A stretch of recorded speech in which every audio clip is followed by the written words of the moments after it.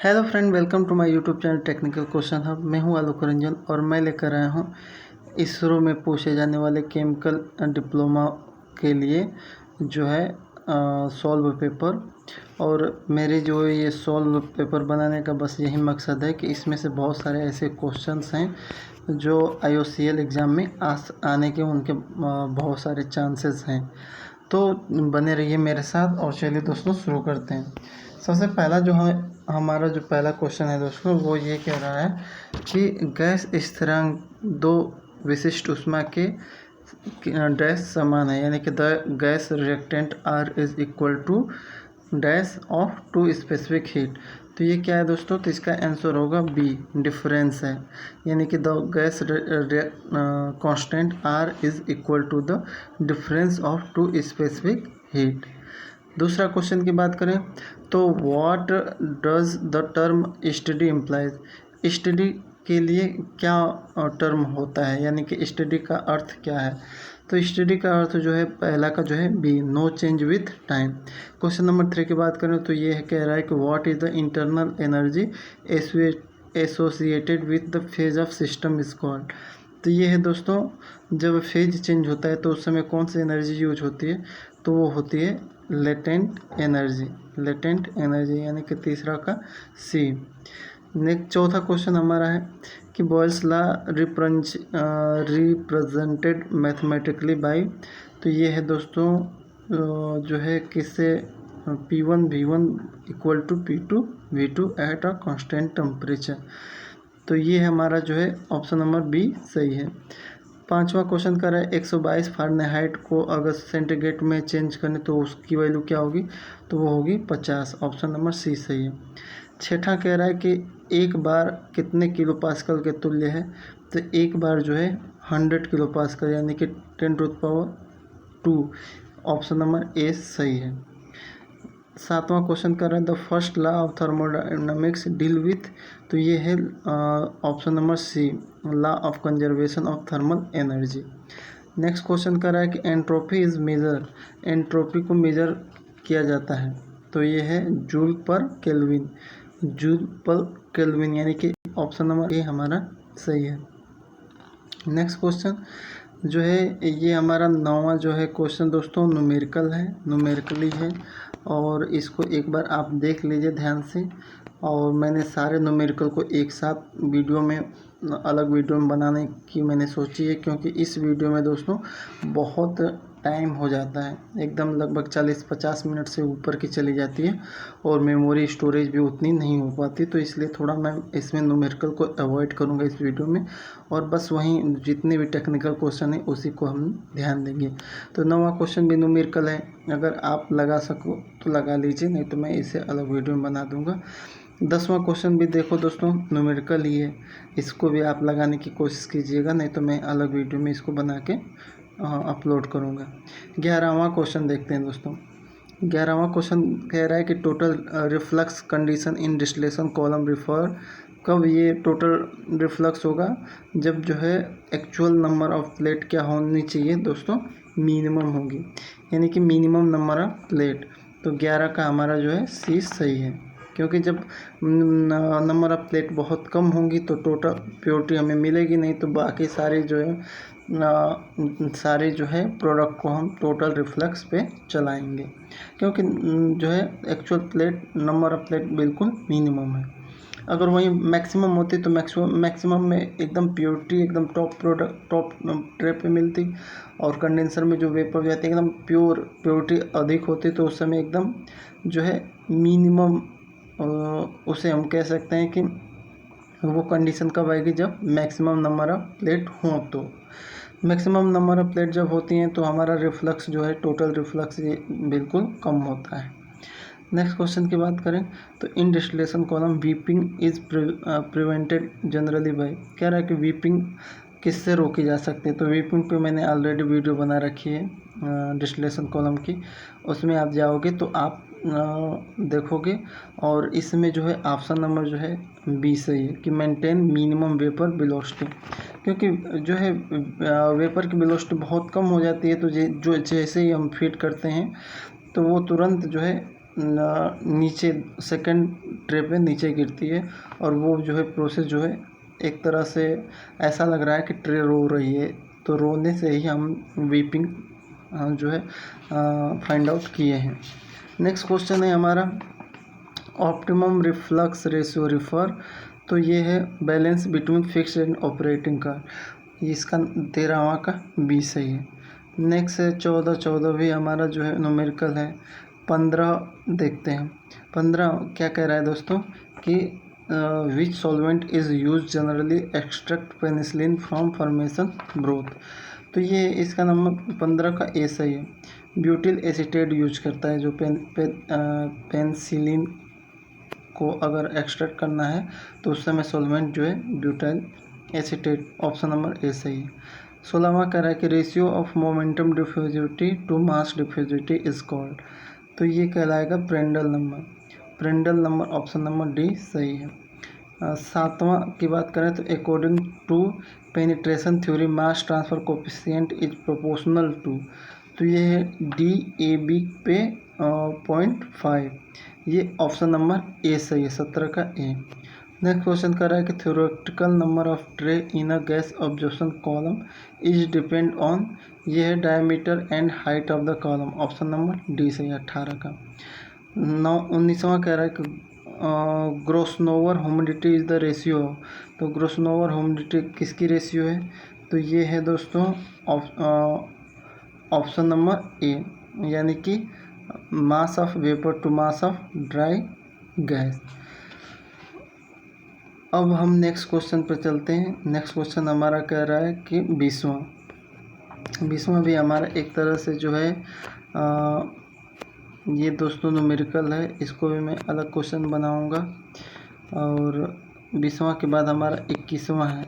21वां question क्या कह रहा है दोस्तों, ये कह रहा है कि pick up the correct statement from the following, इसमें से कौन सा जो है करेक्ट आंसर है, तो ये है 21वां का A, mixing index approach 0 for complete mixing, जब मिक्सिंग कंप्लीट हो जाती है तो मिक्सिंग इंडेक्स अप्रोच क्या हो जाता है, 0 हो जाता है।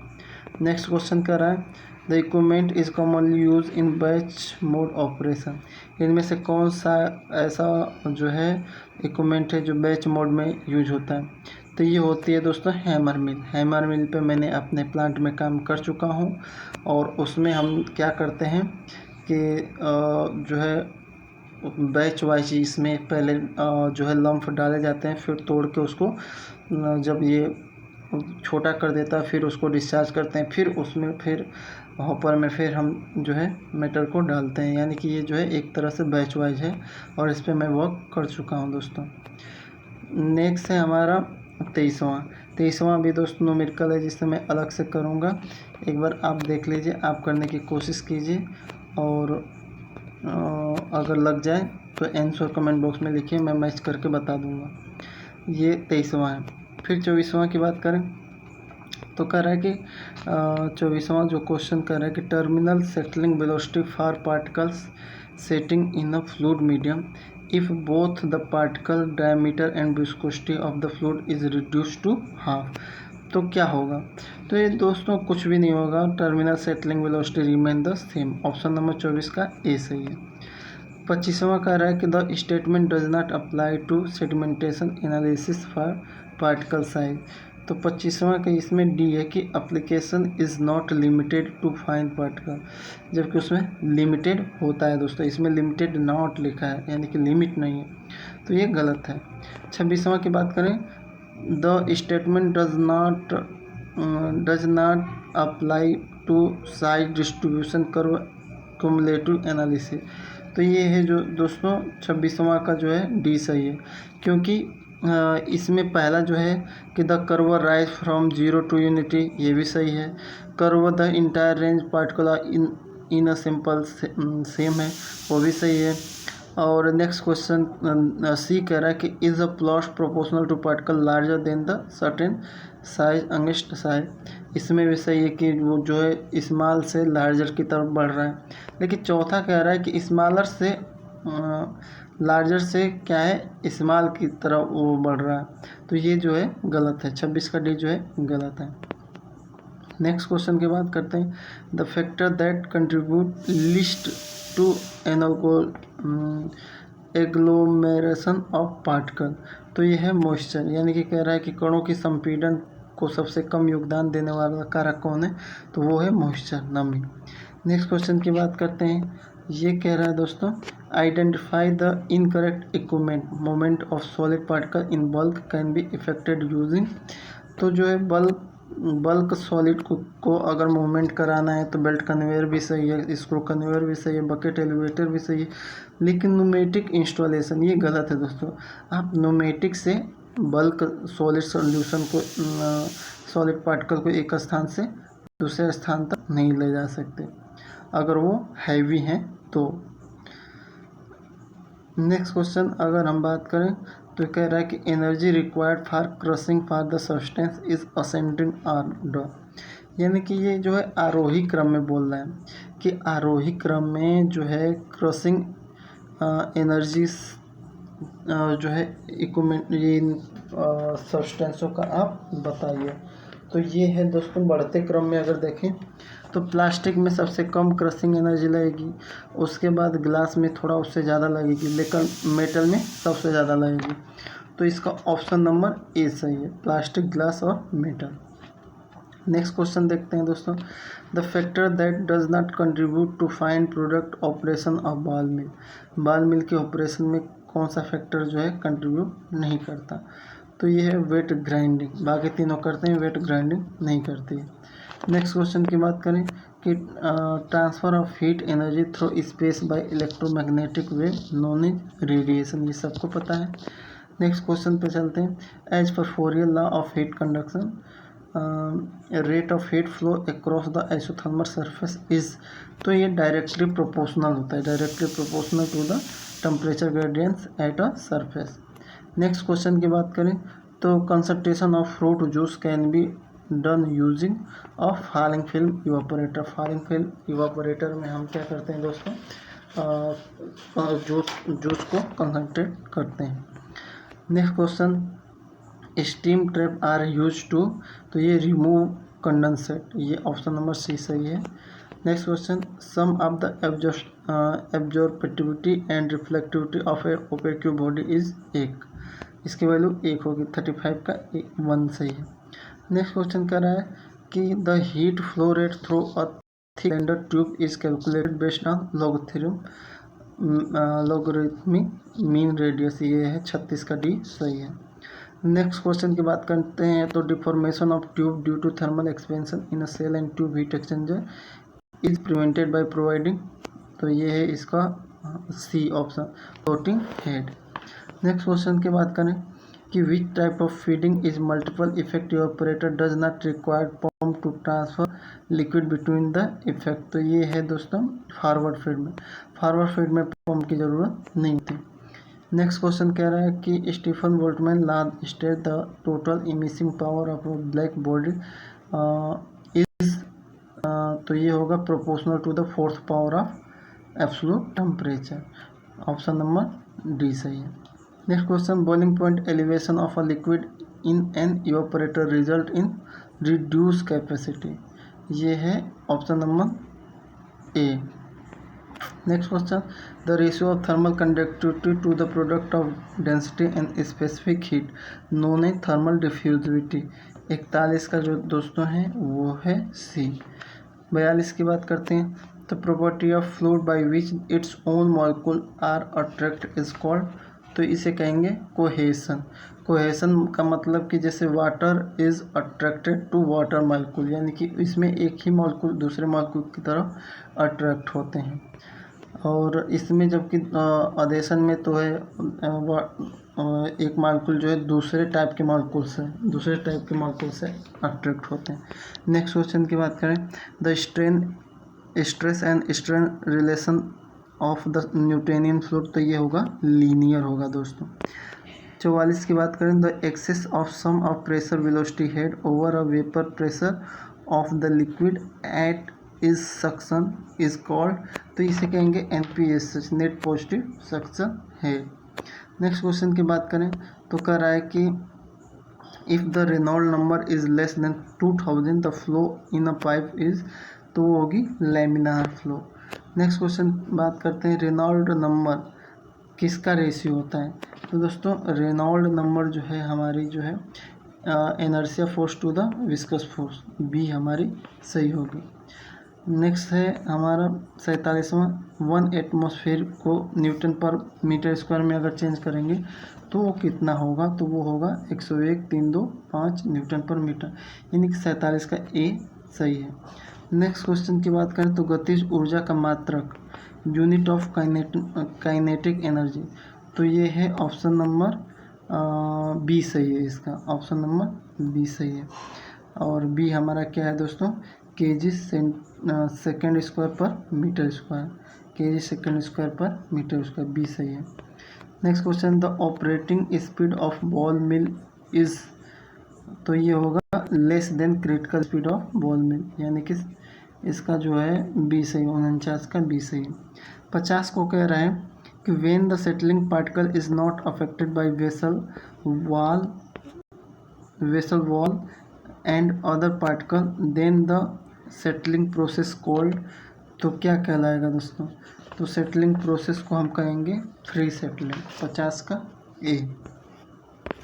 Next question, if the density of fluid is not affected by change in temperature and pressure the fluid called, तो वो कहलाएगा इनकम्प्रेसिबल फ्लूइड, बी सही है इसका। नेक्स्ट है kinematic viscosity is, kinematic viscosity क्या है, तो ये जो एब्सोल्यूट विस्कोसिटी को अगर हम डेंसिटी से भाग दे देंगे तो वो काइनेमेटिक विस्कोसिटी आ जाएगी, यानी कि 52 का जो है बी सही है। 53 की बात करें तो temporary hardness in a water is cause due to presence of carbonate और बाइकार्बोनेट के कारण टेम्परेरी हार्डनेस होती है, तो ये ऑप्शन नंबर ए सही है। नेक्स्ट कह रहा है कि blast furnace gas is resulted from which process, तो आयरन स्मेल्टिंग प्रोसेस में हम ब्लास्ट फर्नेस का यूज करते हैं। 55 की बात करें तो in a given gases which one is not classified under rare gas, तो हाइड्रोजन को रेयर गैस के तुलना में नहीं डालते, बाकी सारी गैस जो है हमारी रेयर गैस हैं। 56 की बात करें तो चूना product of lime calcination are, तो ये है ऑप्शन नंबर डी, CaO और CO2, ये दो को कैल्शियम ऑक्साइड और कार्बन डाइऑक्साइड, ये जो हैं उत्पाद हैं किसके, कैल्सिनेशन के, लाइम कैल्सिनेशन के। नेक्स्ट क्वेश्चन है कि saturated solution of NaCl in the chloro alkali industry term है, तो उसे ब्राइन कहते हैं। नमक के सॉल्यूशन को क्या कहते हैं दोस्तों, ब्राइन कहते हैं। 58 की अगर बात करें तो chemical use to dry the chlorine in chlorine manufacturing process, तो H2SO4 सल्फ्यूरिक एसिड यूज किया जाता है उसे ड्राई करने के लिए। और इसे और डीपली में समझना है तो मैंने जो है क्लोरीन गैस मैन्युफैक्चरिंग पे एक वीडियो बना रखी है, उसे आप देखिए, वो मेरी इंडस्ट्री की बनाई हुई है और उसमें मैं डीपली बताया हूँ, तो आप प्ले लिस्ट में जाइए, वहाँ पे आप क्लोरीन मैन्युफैक्चरिंग की वीडियो देखिए, उसमें आपको डीपली समझ में आ जाएगा। नेक्स्ट क्वेश्चन जो है 59, oxidation capability of chlorine dioxide when compare to chlorine, तो ये बहुत ही हाइयर होती है। नेक्स्ट क्वेश्चन 60वें की बात करें तो process use manufacturing sulphuric acid, तो ये है इसके और सही ऑप्शन है C, double contact double absorption process. 61 की बात करें तो end product obtain from the Solvay process का जो इंड प्रोडक्ट है वो क्या है, तो वो है सोडा एस, 61 का सी सही है।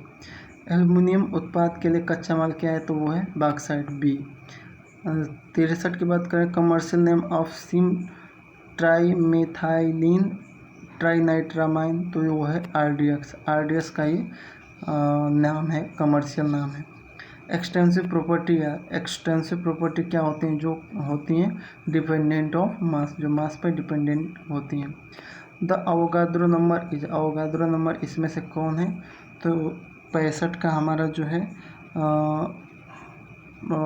6.024 गुणे 10⁻23 मोल, ये है ऑप्शन नंबर बी सही है।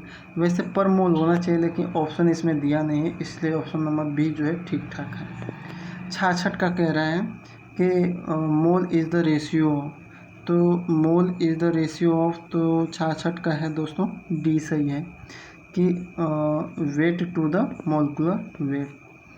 वैसे मोल की दोस्तों बात कर रहे हैं तो यही मुझे ठीक ठाक लग रहा है। वैसे तो आपने भी पढ़ा होगा कि मोल जो है 1 मोल जो है correspond to the mass of a substance that contains 6.0023 गुणन 10⁻23 पार्टिकल ऑफ द सब्सटेंस, यही बस बताया गया, लेकिन वो उसे किसी रेशियो में नहीं डिफाइन किया।